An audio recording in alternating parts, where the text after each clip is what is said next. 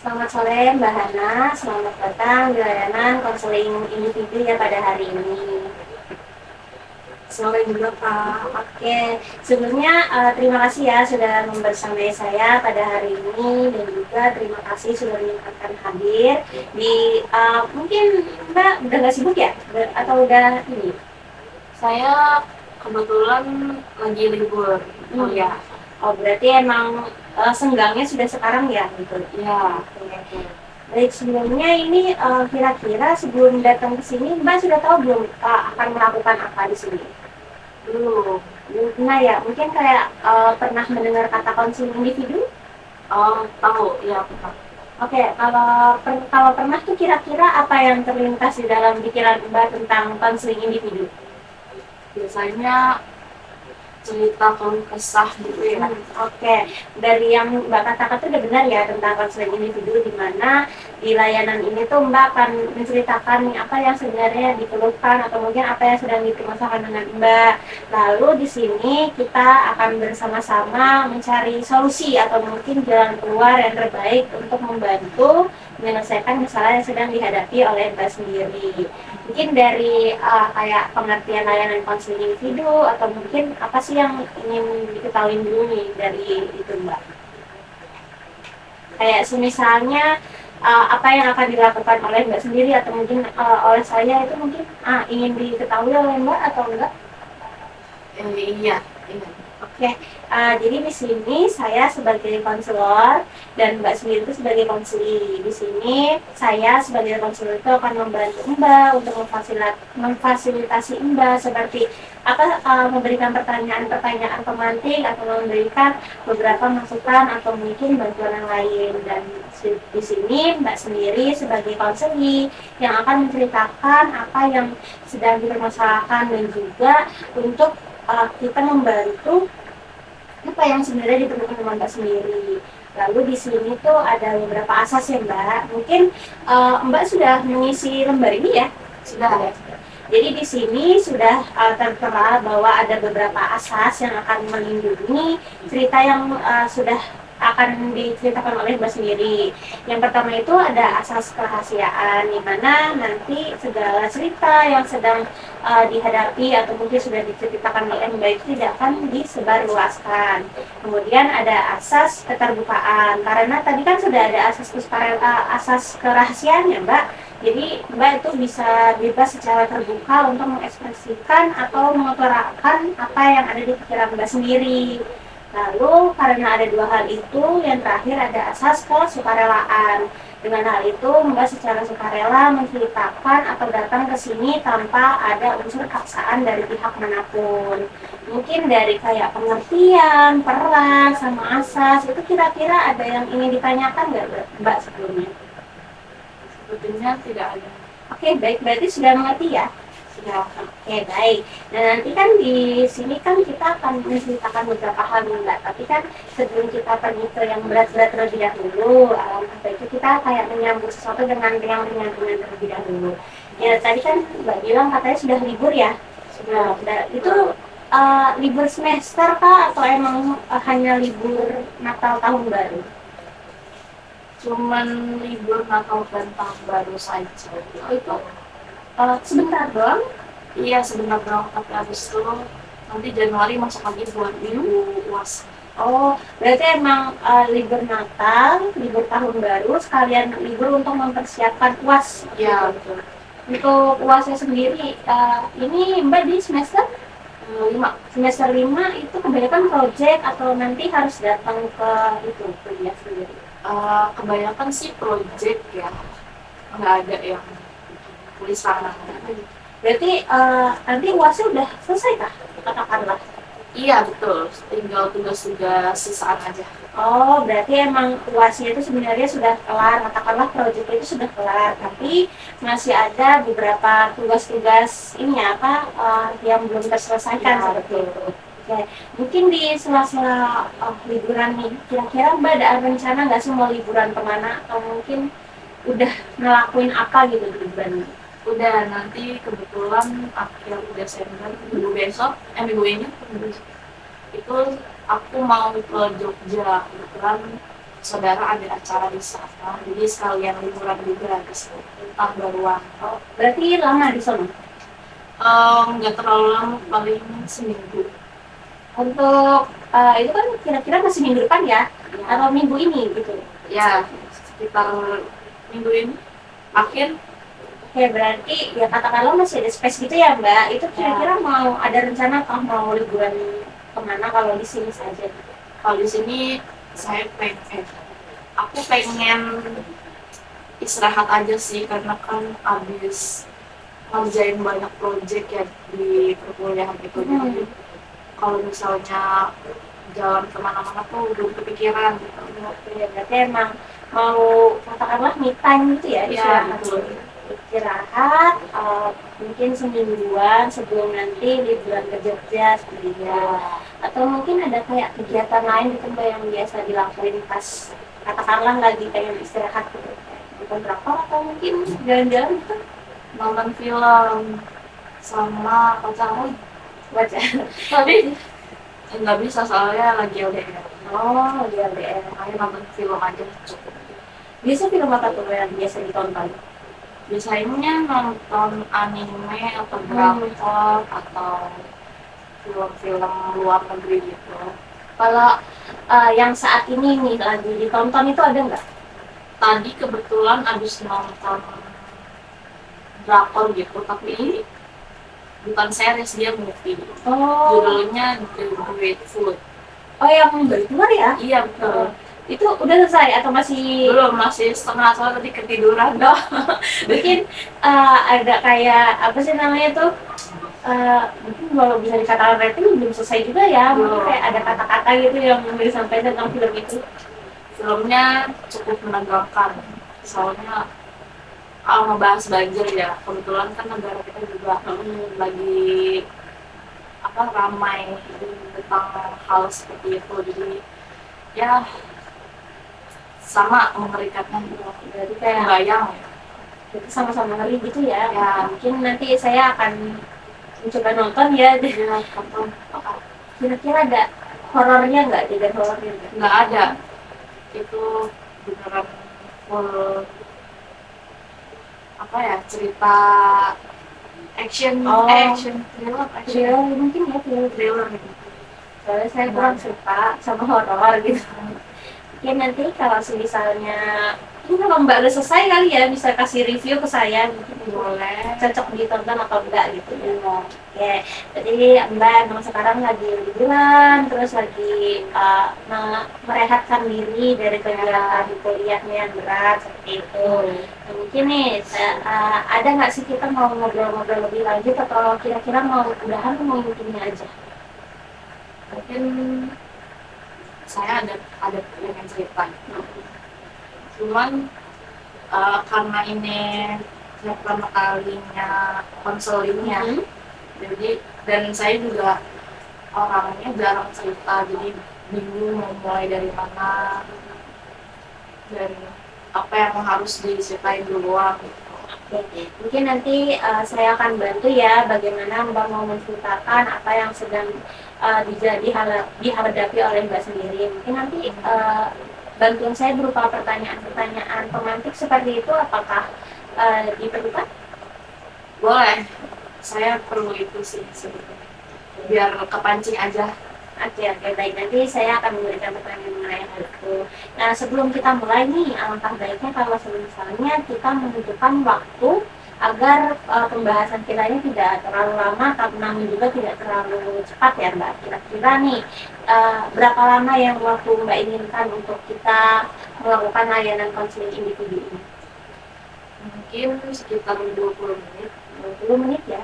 Berarti nanti kita akan melakukan layanan konseling individu selama 20 menit. Namun nanti jika dirasa kita sudah melewati waktu 20 menit tapi Mbak masih memerlukan waktu tambahan, itu nanti bisa mengatakannya kepada saya. Tapi kalau misalnya nanti dirasa sudah cukup, nanti juga bisa mengatakan kepada saya supaya kita nanti menghentikan layanan konseling ini, seperti itu. Mungkin nih, tadi kan kita udah mulai ngobrol-ngobrol secara ringan ya Mbak, terus ada membahas waktu kira-kira sebelum kita mulai. Mbak dirasa sudah nyaman belum? Atau mungkin ada keinginan untuk kamar mandi terlebih dahulu? Atau mungkin seperti apa Mbak? Nggak ada, udah nyaman. Tidak nyaman, tidak nyaman. Seperti itu, kira-kira kita mau mulai dari cerita apa terlebih dahulu Mbak? Mungkin cerita tentang diri saya, mulai dari diri saya kali. Karena saya juga pengen mengeluarkan keluh kesah saya. Lagi saya orangnya jarang cerita, pengen gitu sekali-sekali konseling, pengen didengar. Cuman di sini aja saya bingung juga, jadi mulai gimana. Mungkin kalau saya boleh beri pertanyaan ya, misalnya ada nggak sih pertanyaan yang sangat urgent gitu yang ingin Mbak selesaikan, mungkin yang masalah yang sangat mengganggu kehidupan Mbak akhir-akhir ini? Saya tuh permasalahan saya bingung sama diri saya. Kayak Kenapa tahu? Gak mau nanti diedit. benar, Tapi mau pacar, gak jadi. nggak jadi. No, kita. Kan gue mau cerita tentang diri gue, Ya wes. tapi gue bingung ya, Apanya? bingung sama diri sendiri. Iya.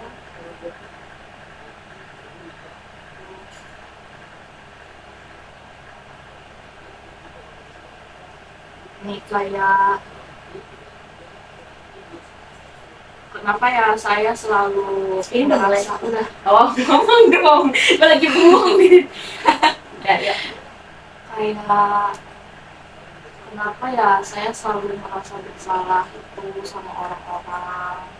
Pokoknya walaupun orang itu udah bilang nggak apa-apa atau nggak ada masalah, merasa nggak ada masalah, tapi saya merasa kalau diri saya tuh udah buat mereka itu kecewa atau marah, tapi mereka sendiri nggak bilang gitu. Jadi saya cuma kayak ada feeling aja gitu kalau saya nggak salah sama mereka. Jadi itu yang menjadi saya merasa kepikiran terus dan selalu pengen minta maaf gitu. Oke, berarti di sini Mbak ngerasa bingung ya sama diri sendiri. Kenapa sih selama berteman gitu ya sama orang-orang tuh merasa kalau Mbak itu mengecewakan mereka, padahal mereka ini merasa nggak bilang seperti itu ya. Tapi Mbak ngerasa feeling Mbak itu mengatakan kalau mereka itu kecewa sama apa yang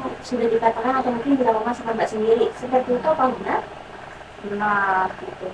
Oke, mungkin dari sini nih saya ingin bertanya nih, kira-kira pernah ada nggak kejadian di mana orang itu tuh kecewa sama Mbak tapi nggak ngomong, tapi kayak Mbak tahu kalau dia itu kecewa?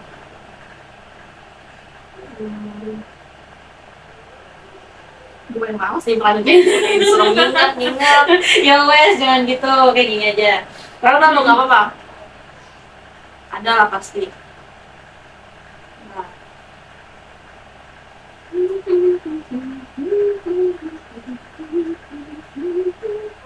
Nah, gue bingung mulai dari mana. Tapi itu salah satunya sih. Nah, emang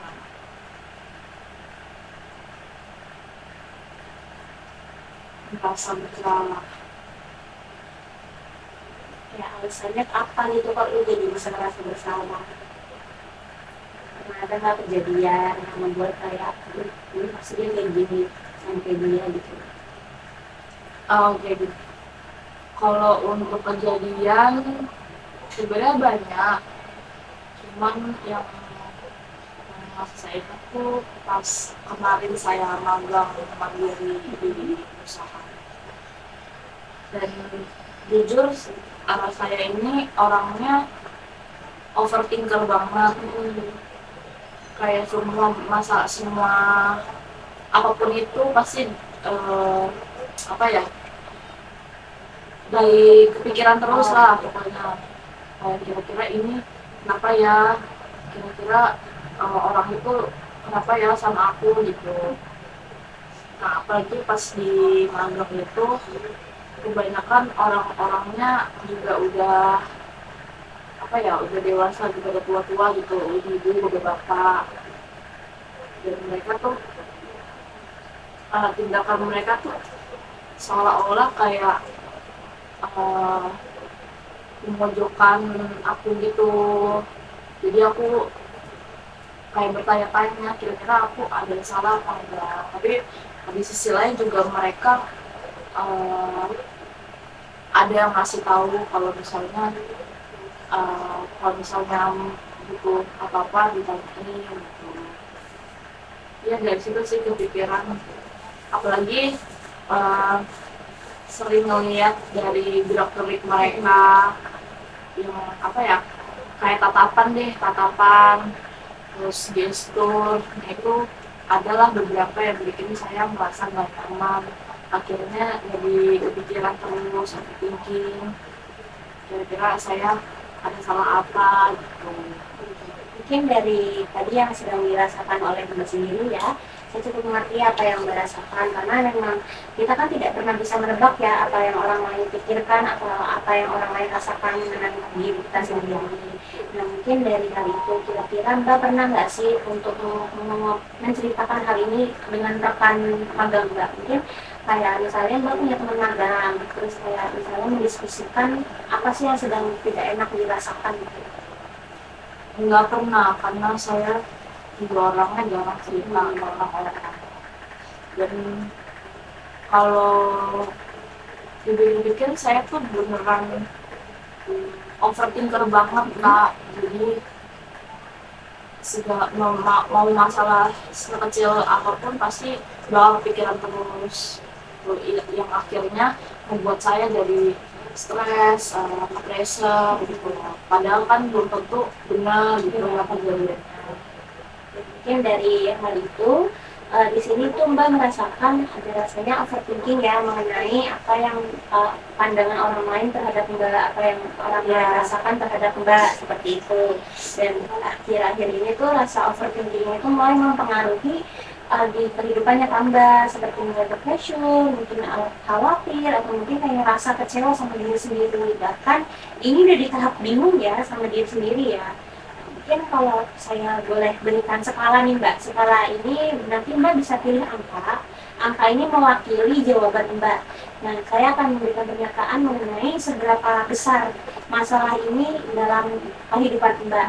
Di angka 1 ini masalahnya itu terbilang kecil, belum menghambat kehidupannya Mbak. Namun semakin besar angkanya hingga angka 10 itu adalah semakin berat hambatan yang sudah dirasakan oleh Mbak.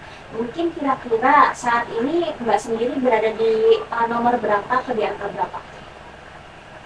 Saya bisa bilang antara skala 6 sampai 7 gitu. Kenapa demikian Mbak memilih kedua angka itu? Karena itu mengganggu pikiran saya banget, yang akhirnya membuat saya jadi melakukan kegiatan lain tuh kehambat karena kepikiran hal seperti itu terus, dan akan selalu saya ingat sih Kak. Jadi makanya susah buat fokus di kehidupan sehari-hari. Tadi kan di sini Mbak bilang kalau di angka 6 atau 7. Apakah itu artinya ada intensitas kebingungan di mana kadang ini menghambat, kadang ini enggak, seperti itu, atau mungkin bagaimana? Iya. Kalau kan tadi Mbak bingung ya untuk menempatkan diri di angka 6 atau di angka 7 seperti itu. Mungkin adakah keadaan di mana Mbak merasa di angka 6 atau mungkin emang sesaat ini tuh seharusnya di angka 7 tapi Mbak bingung gitu, apakah masalah ini tuh benar-benar mempengaruhi atau tidak? Iya, sejujurnya juga saya bingung antara 6 atau 7 karena menurut saya sendiri kenapa angka 6 itu karena saya sendiri juga masih bingung. Ini sebenarnya permasalahan sepele kalau bisa didengar sama orang-orang. Jadi makanya saya nilai 6. Terus kalau 7 itu saya yang merasakan sendiri gitu, karena menurut saya ini juga udah mengganggu saya banget, udah apa ya istilahnya, saya jadi kena mental karena mikirin hal-hal yang seharusnya nggak saya pikirin gitu. Jadi di sini sebelumnya saya ingin menjelaskan ya Mbak bahwa tidak ada sebenarnya masalah yang dikatakan ringan oleh orang-orang. Karena tadi kan masalah ini overthinking Mbak sendiri itu sudah mengganggu kehidupan Mbak, yang artinya ini bukanlah masalah kecil. Bahkan jika orang lain mendengar masalah ini, mungkin memang mereka akan berspekulasi kalau ini ada masalah kecil.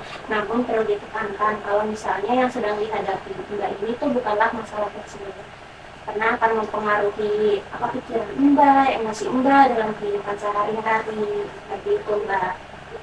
Gimana tuh sulit? Ya kan ada umur nggak kelihatan Mbak. Mungkin dari hal itu nih kita kan perlu mengetahui lebih lanjut ya seberapa besar sih dampaknya, seberapa ingin sih Mbak ingin keluar dari masalah yang sedang dihadapi saat ini. Dan mungkin dari sini nih, jika saya akan memberikan satu apa ya angan-angan seperti ya Mbak. Semisalnya Mbak punya bola ajaib, di mana bola ajaib ini tuh akan mengabulkan segala keinginan yang dapat menyelesaikan masalah yang Mbak hadapi. Kira-kira apa sih yang Mbak inginkan dari bola ajaib itu? Saya pengen hidup tanpa mikirin pandangan orang. Saya pengen hidup bebas dari segala prasangka negatif gitu. Jadi perasaannya tuh positif terus gitu, nggak ada mikirin yang negatif kan, jadi membuat hidup saya seenggaknya lebih ringan karena nggak seharusnya saya nggak mikirin itu, jadi bakal plong gitu. Oke, jadi emang di sini tuh Mbak sangat ingin ya untuk memiliki pikiran yang positif gitu terhadap orang-orang. Mungkin kalau ada perbedaan ekspresi sedikit dengan orang-orang, Mbak tuh nggak langsung overthinking, nggak langsung kayak berpikiran kalau dia itu memiliki pikiran negatif gitu kepada Mbak sendiri ya. Lalu Mbak ingin hidup lebih nyaman, tentram, tanpa harus memikirkan hal-hal tersebut di kehidupan Mbak. Yang Mbak rasa itu sebenarnya pikiran orang tuh nggak penting ya. Yang Mbak ingin seperti itu. Nah mungkin nih ada nggak sih Mbak kondisi di mana sebenarnya Mbak tuh merasa seperti itu, seperti yang tadi Mbak inginkan?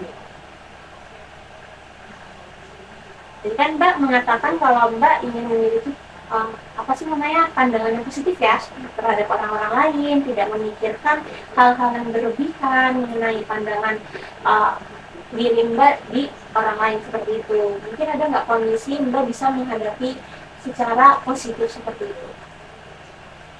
Keinginan, Keadaan. Saya karena udah nggak mau terlalu berlarut-larut ya Kak, saya tuh selalu sugesti istilahnya, pokoknya hari ini nggak mau mikirin yang aneh-aneh, nggak mau mikirin yang negatif, pengen positif terus lah. Saya tuh sering sebenarnya kayak gitu, cuman kadang kalau misalnya entah lagi capek atau orang-orang emang lagi kelihatan gitu dari gesturnya, jadi apa sih namanya, bukan ekspresi, yang tadinya saya berpikiran positif balik lagi gitu buat mikirin yang seharusnya nggak saya pikirin, yang negatif gitu. Jadi kayak ada kejadian gitu ya, mungkin kayak ekspresi orang lain yang tiba-tiba mungkin berubah saat berhadapan dengan Mbak, yang membuat tiba-tiba itu Mbak langsung berpikiran negatif mengenai hal itu. Yang tadinya tuh Mbak sudah merasa hari ini harus positif nih ya, nggak boleh mikirin pandangan orang lain, pokoknya harus positif seperti itu, tapi kayak langsung kabur katakanlah hal-hal positif itu karena merasa tidak kuat gitu melihat pandangan-pandangan orang lain, Terpengaruh lah. terpengaruh dengan orang lain.